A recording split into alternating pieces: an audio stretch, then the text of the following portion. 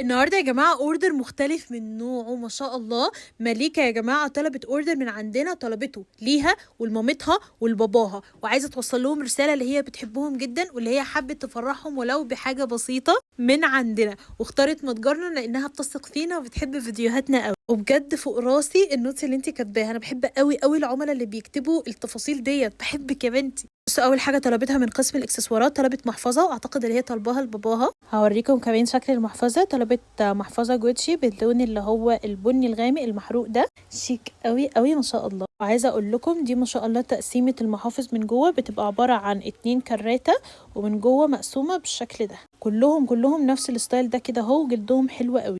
كمان البرفيوم ال50 مللي، البرفيوم بتاع جافينشي، وكمان برفيوم بلو شانل برضو ال50 مللي. كمان بصوا بقى في تصفيات الميك اب اخدت ايه. طبعا احنا ننزل لكم تصفيات رهيبه، كل الميك اب ده يا جماعه نازل تصفيات بسعر رهيب.